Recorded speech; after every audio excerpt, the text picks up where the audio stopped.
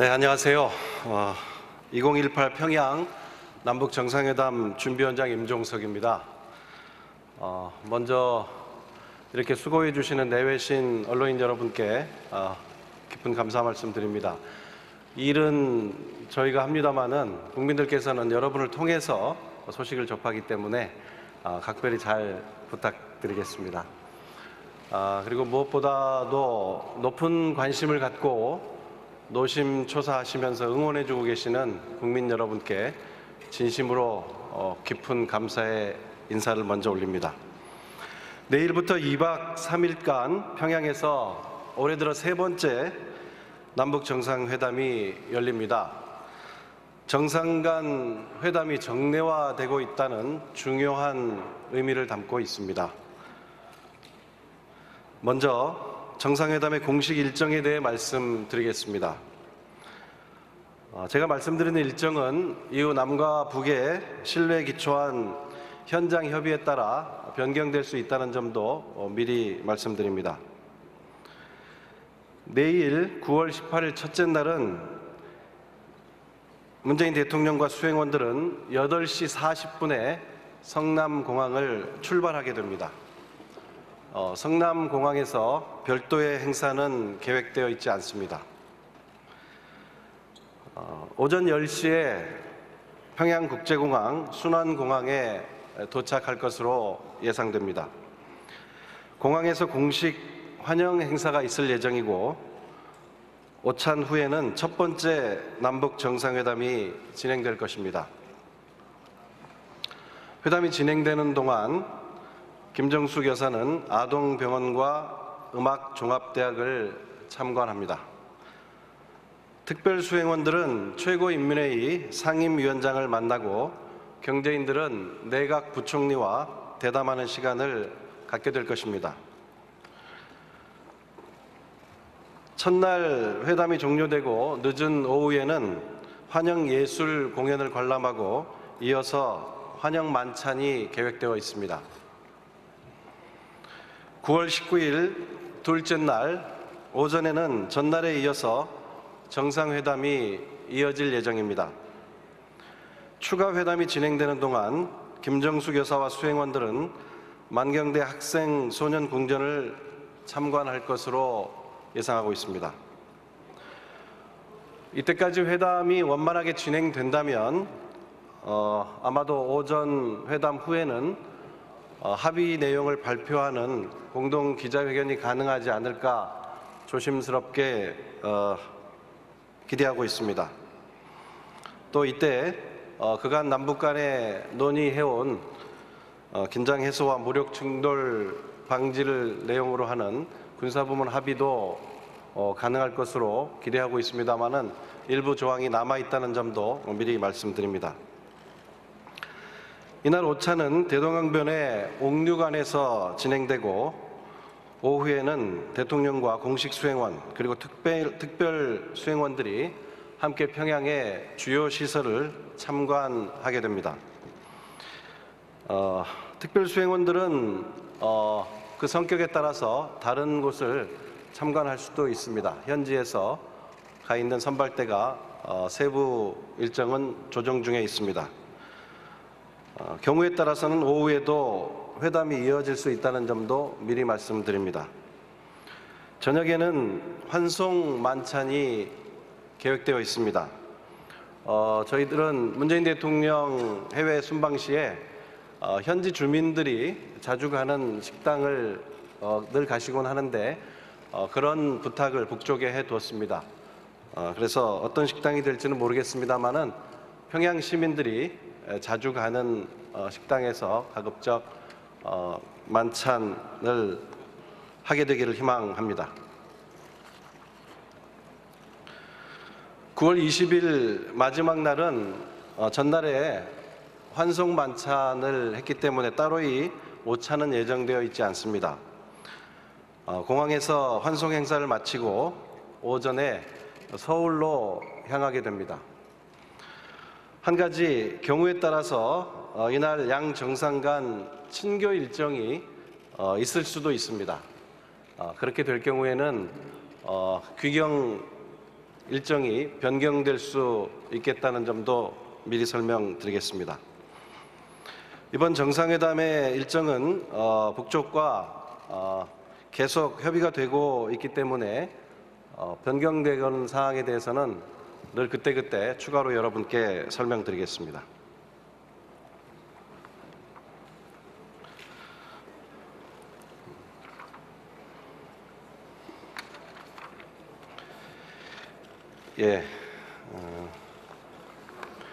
이어서 이번 정상회담의 의제에 대해서 간략하게 설명드리겠습니다. 첫째는 남북관계를 개선 발전시켜 나가는 것입니다. 여기서 가장 중요한 것은 이미 합의된 판문점 선언입니다. 기준이 되는 것은 판문점 선언의 이행 상황을 남북 정상이 함께 확인하고 그간의 성과를 바탕으로 앞으로 지속 가능한 구체적 발전 방향을 논의하게 될 것입니다. 둘째는 비핵화를 위한 북미 대화를 중재하고 촉진하는 일입니다. 북미가 새로운 평화적 관계 설정을 위한 진정성 있는 대화를 조속히 재개해서 북한의 진전된 비핵화와 미국에 상응하는 조치가 추진될 수 있도록 노력할 것입니다. 마지막으로 남북 간의 군사적 긴장과 전쟁의 위협을 종식시키는 것입니다.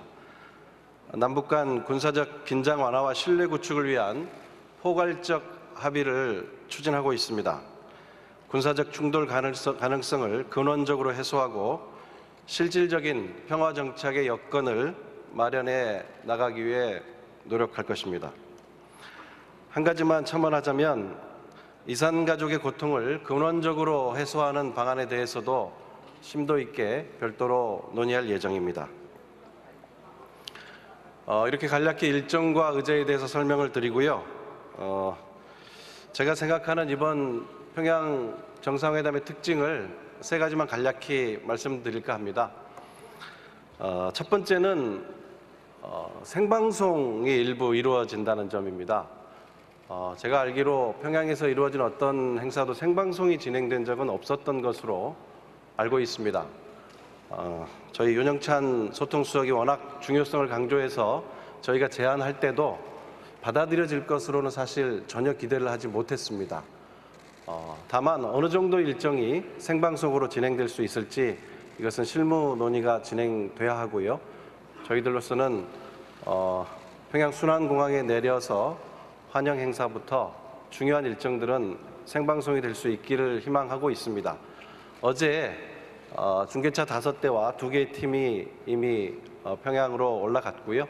조선중앙방송과 아마 협력 체계로 일을 진행해야 하기 때문에 어느 정도 일정을 소화할 수 있을지 지금은 말씀드리기 어렵습니다. 또 한 가지는 이번 정상회담이 정상 간의 직접적이고 실질적인 대화에 모든 무게가 두어져 있다는 점입니다. 간략하게 2000년, 2007년과 비교해서 말씀드리면 그때는 두 번 다 첫날은 김영남 최고인민회의 상임위원장이 회담을 하고 둘째 날 김정일 위원장과 회담이 있었습니다. 이번에는 벌써 세 번째 회담이고 일체의 그런 형식적인 절차를 걷고 첫날부터 곧바로 두 정상 간의 회담으로 이어진다는 점이 다르다고 할 수 있겠습니다. 이것은 앞으로 회담에서도 의미를 갖는 것이어서 중요한 차이라고 보고 있습니다. 이제 세 번째 좀 어려운 점이 의제입니다. 남북관계 발전과 군사적 긴장 완화 부분은 제가 이미 말씀드렸고요. 군사적 긴장 완화도 구체적이고 실질적인 합의가 타결이 된다면 이것은 그 자체로 전쟁 위험을 제거하고 무력 충돌의 위험을 결정적으로 줄일 뿐만 아니라 이후 이루어질 한반도 비핵화를 촉진하는 데도 아주 의미가 크다고 할 수 있겠습니다. 결국 이번 회담의 마지막 중요한 특징은 비핵화 의제가 들어있다는 점입니다. 저희가 이제 익숙해지다 보니까 좀 어찌 보면 둔감해진달까요? 그런 게 있는데 과거에 남북 간에는 비핵화가 특히 정상 간 의제로 올라온 적은 없었습니다. 아시다시피 2000년 정상회담 때는 비핵화 의제가 이렇게 올라오기 전이었고요.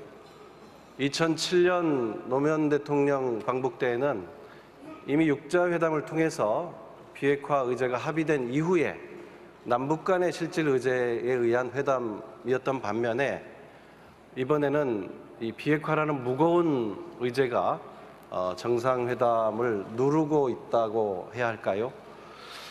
이 대목이 이번 회담이 저희가 매우 조심스럽고 어렵고 또 어떠한 낙관적인 전망도 하기 어려운 점입니다.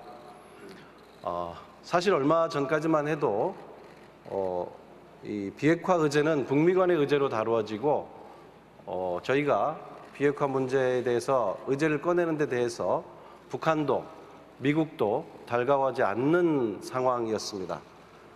그러나 지금은 비핵화 의제가 매우 중요한 중심 의제가 되어 있고 마치 정상회담에서 이 부분에 굉장한 성과를 내야 되는 것처럼 이런 기대감들이 있습니다마는 매우 제한적입니다.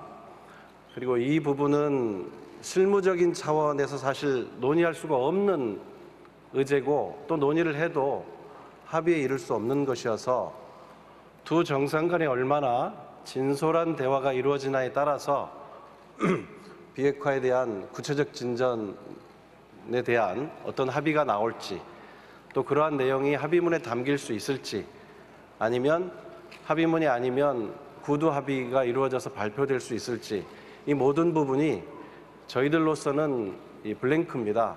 그래서 이것은 아까 제가 이번 정상회담이 양 정상 간의 대화에 모든 무게가 두어져 있다고 한 점도 바로 이러한 어려운 점 때문에 말씀을 드렸던 것입니다. 네, 이 정도 설명드리고 혹시 질문 있으시면 몇 가지 받도록 하겠습니다.